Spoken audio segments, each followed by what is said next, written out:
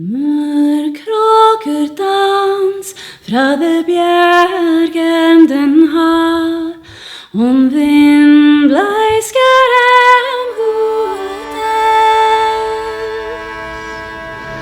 Skyer da klar, skal solen blive grå, om du vil, du nærmer on. If you look at Ornn, he's just this huge demigod from Freljord, something that isn't really relatable, but we wanted to actually make him relatable. We wanted you to feel feelings for him. He's a standoff character. He's not going to let you know who he is. So we thought about it. Well, he's a blacksmith and he's going to be forging. Let's have him hum his theme. This would be a great opportunity to get players to experience something and relate to this character on a more personal level.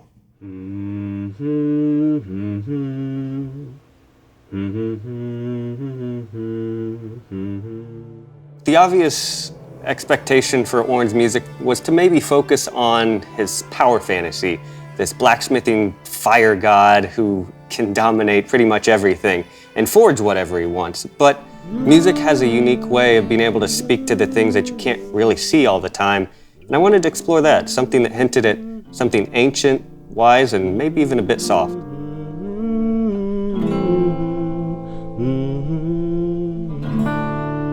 Once I had Ornn's hum together and something that I knew had weight behind it, that we could create a piece, I thought, what are the lyrics going to be based off of? I was inspired by a short story that Matt Dunn wrote about a little girl trying to find Ornn. The only thing that's keeping her going are the food that she has on her back and the song that her grandmother used to sing to her. Through wandering, she sees locations that are in the lyrics, and she follows them like a beacon, and she finds her way into Ornn's forge. So it started from the hum, and I created the lyrics based off of this short story, which ended up inspiring our ancient Freljordian folk song. When I first was writing the lyrics and had a general idea of maybe melodically what I wanted to do, we needed a great female vocalist to get in and for me to really get an idea of does this work or not. On Ornn, I did the scratch vocals. We were doing some research around like what did Celtic folk singing sound like, what does Scandinavian folk singing sound like, so that when I did the scratch vocals, I would be able to do a good representation of what it might sound like. The instrumental accompaniment that I had created underneath it just wasn't fitting quite as well as I wanted it to.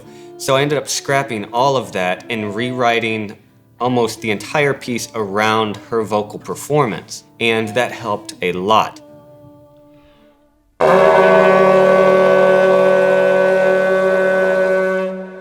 So the instrumentation for Ornn's music, I knew that there were certain colors we immediately were going to go to because we've already defined a little bit of what the Freljord sounds like.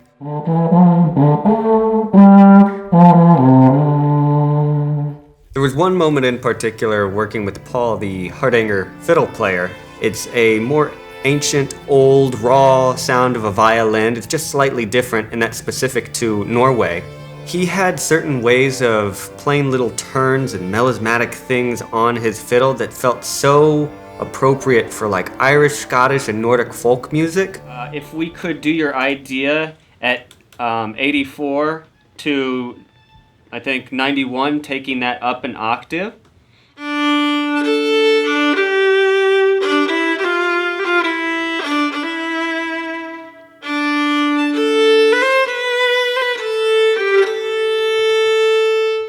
And it fit so well underneath his fingers and made the piece sound like it actually came from that world.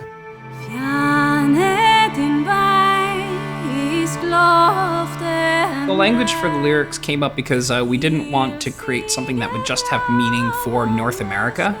We wanted a language that hid the meaning of the song's lyrics themselves so that they wouldn't be just like oh, by the way, here are the GPS coordinate routes to find Ornn. What we did was translated roughly into several languages at the same time. So I think it was Danish, Norwegian, a little bit of German as well, and picked out the words and the sounds that kind of fitted the number of syllables in the song, but that also felt like it could be a real language when it was all put together. We needed someone who could authentically sing this ancient Freljordian language that we developed. And Christine, being from Norway, was the perfect choice. Yeah, I like that. If we could take softer, the yeah, the yeah, fleece a little exactly. They're two strong ones right next to each other, and it feels odd with that eighth note just leading into it. Ik langer tap der bergrummet We want a little bit more, I wouldn't say tenderness, but the heart of the mountain. So this sturdy outside figure, but the music kind of hints at something that is a little bit softer. Rein der flod, der brännendet jord, belyser kongeriks sten. That's so That was good. pretty good.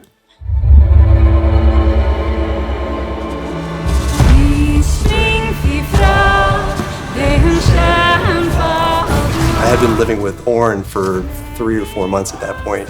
You're kind of just rolling with it. But then when you hear the music, that's when the emotion gets attached to Ornn. We talked that Ornn was this very, very, very deep human character for being, an angry fire god. And the music just connected those two dots for me.